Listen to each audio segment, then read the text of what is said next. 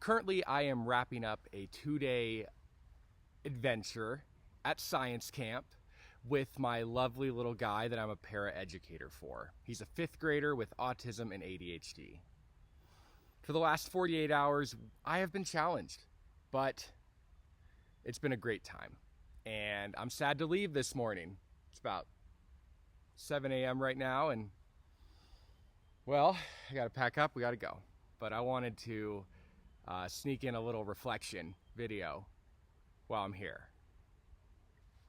In order for a student to be successful in your classroom, we as teachers need to cultivate a sense of belonging for them.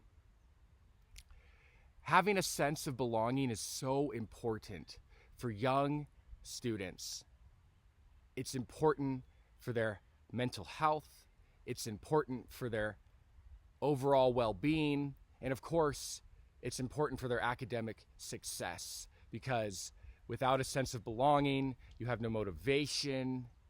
And truly, why do anything if you feel like you don't belong anywhere?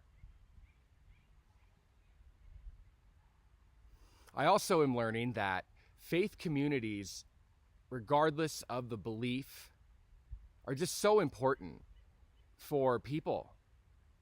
Faith communities are uplifting for people. That sense of community or sense of belonging, as I've already mentioned,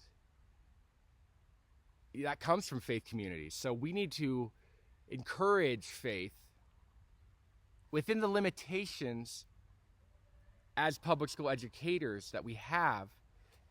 However, we can encourage our kids, to participate in their churches, talk about their faith. Now, I can't talk about my faith, but they can talk about their faith. Isn't that beautiful? And I want to support that. I want my kids to thrive. I want my kids to thrive and be participants within their communities and within their churches. And I just want my kids to be comfortable talking to me, telling me whether or not they need help, whether or not they understand something. I want them to communicate with me. Effective communication with your kids in your class is like the most important thing ever. And we have to remember that one single act of kindness can cause a chain reaction, okay? Like a domino effect.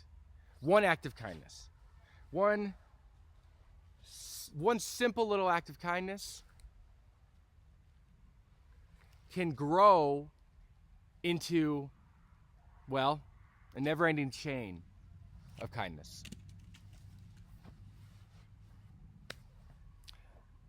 So, as I'm wrapping up this semester, I am also wrapping up my class, Foundations in Teaching. Oh my goodness, you guys, this class has been so rich and full.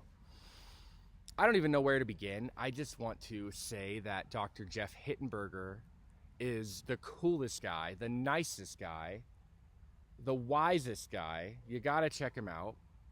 And some of my key takeaways, we have to exercise love and wisdom in our classrooms. Love and wisdom. We have to see our students behaving well or behaving badly. We have to see those students through a lens of love and wisdom. We have to be wise in how we conduct ourselves around our students and around anyone for that matter, using self-control and discipline and thoughtfulness when we speak. And we have to have love for these students. We have to have compassion and long-suffering and understanding, and it's so very important. Another key takeaway from Foundations in Teaching, I think of Sylvia Mendez and her story of resilience and her family story of resilience and how they fought for the right to go to the school that was near their house, that was a whites-only school, and how that wasn't that long ago, and that Sylvia Mendez is still alive because injustice is a fresh wound in the world. In fact, injustice thrives. Only here in America are things getting better, but gosh, the world's unfair. The world needs more love. The world needs more wisdom. I just want to get in there, demonstrate love and wisdom in my classroom, and with my little bubble of influence, I want to make change.